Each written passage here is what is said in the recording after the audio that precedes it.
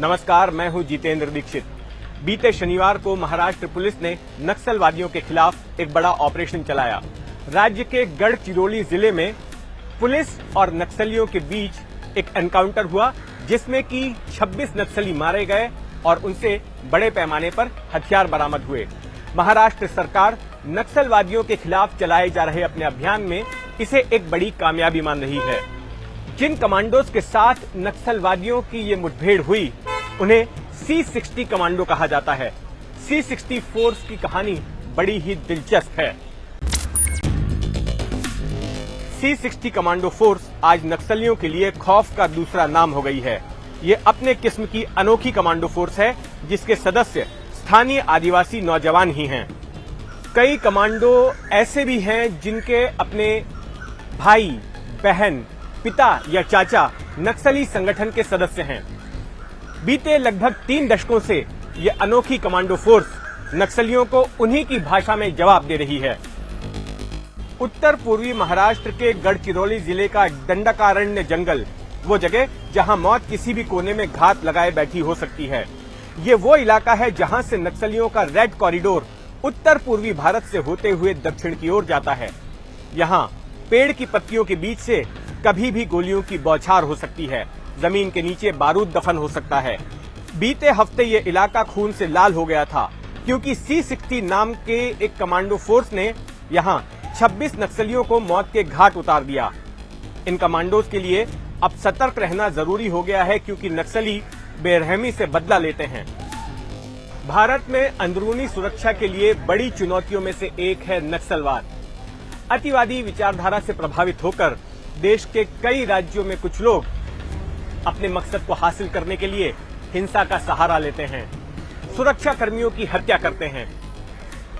ऐसे लोगों से उन्हीं की जुबान में निपटने के लिए बनाई गई है ये अनोखी force C60। C60 commando force सबसे अलग और अनूठी है। लोहे को लोहा ही काटता है, इस सिद्धांत पर C60 कमांडो फोर्स खड़ी की गई है। इसमें भर्ती किए जाने वाले सभी कमांडो यहीं के माडिया और गोंद आदिवासी समुदाय से लिए गए हैं। ऐसा इसलिए क्योंकि ये लोग यहाँ की भाषा, भौगोलिक स्थिति और जंगल के रास्तों से बखूबी परिचित हैं। ये नौजवान बिना किसी परेशानी के कई दिन जंगल में ही गुजार लेते हैं।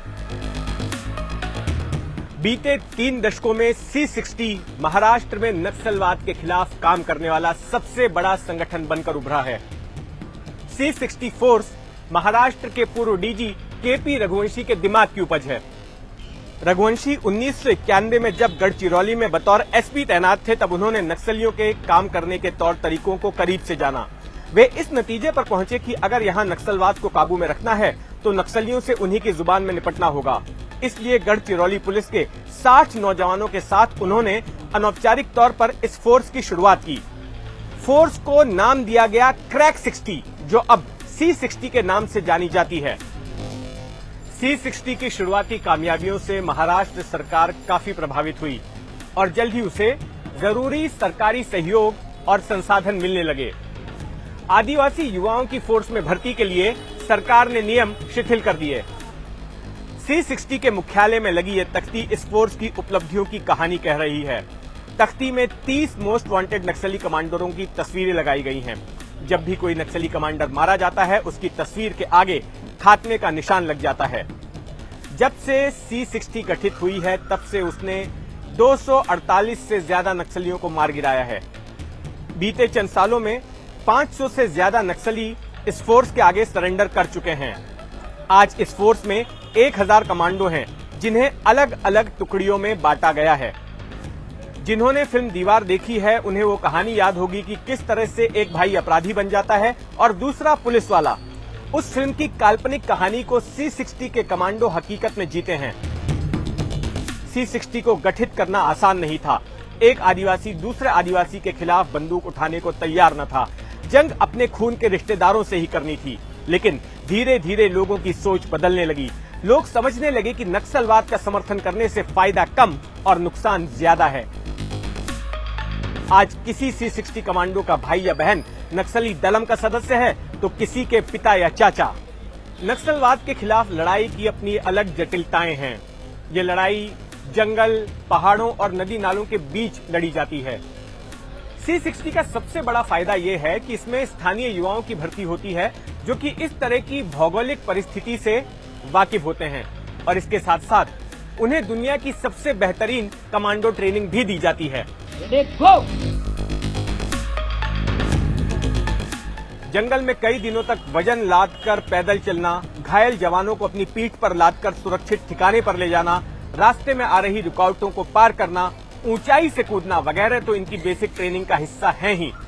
तलवार की धार और ज्यादा तेज हो, इसके लिए इनकी ट्रेनिंग आंध्र प्रदेश की नक्सल विरोधी फोर्स, ग्रे हाउंड्स और नेशनल सिक्योरिटी गार्ड्स यानी NSG के साथ भी कराई जाती है। C60 की एक खासियत ये भी है कि यहाँ कमांडो की टुकड़ियों का नाम उनके कमांडर के नाम पर होता है। कमांडर काबिलियत के हिसाब से चुना जाता है, न कि फोर्स में उसकी वरिष्ठता के मुताबिक। कई टुकड़ियों के कमांडर कांस्टेबल रैंक के कर्मचारी हैं, जो जिस इलाके का रहने वाला है उसे उस इलाके की जिम्मेदारी सौंपी जाती है। नक्सली संगठन तमाम प्रयास करते हैं कि यहाँ के युवा C60 फोर्स में शामिल न हों और इसकी एक बड़ी कीमत भी यहाँ के युवाओं ने चुकाई है। किसी के परिजन की हत्या कर दी गई, किसी के परिवार वाले को अगवा कर लिया गया, तो किसी को हमेशा के लिए अपना गांव छोड़कर जाना पड़ा। लेकिन इन सब के बावजूद अब भी लोग C60 में भर्ती होते हैं। C60 में शामिल होकर ये युवक न केवल अपनी जान को जोखिम में डालते हैं, बल्कि साथ साथ अपने परिवार की सुरक्षा भी खतरे में डालते हैं।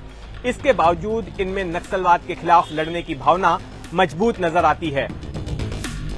ऑपरेशन की जगह तक पहुंचने के वक्त एक बड़ी चुनौती होती है बारूदी सुरंगों की।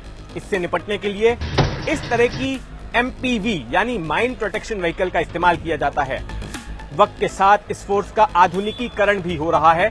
C60 अब अपने ऑपरेशंस के लिए सैटेलाइट फोन, गूगल मैप्स और हेलीकॉप्टर्स की भी मदद लेती है। C60 फोर्स का इस्तेमाल न केवल आज नक्सलवादियों से लड़ने के लिए हो रहा है, बल्कि सरकार की तमाम विकास योजनाओं को आदिवासी इलाकों तक पहुंचाने में भी इनकी मदद ली जा रही है। गढ़चिरौली वो जगह है जहां महाराष्ट्र के दूसरे इलाकों के पुलिस वाले पोस्टिंग से डरते हैं। इस जगह को पनिशमेंट पोस्टिंग के तौर पर देखा जाता है और यहां जिसकी पोस्टिंग हुई है उसके लिए एक तरह से ये मौत का फरमान सरीखा होता है। लेकिन जहां बाकी पुलिस वाले पोस्टिंग से डरते हैं, वहीं C60 के कमांडो नक्सलवादियों से भिड़ते हैं।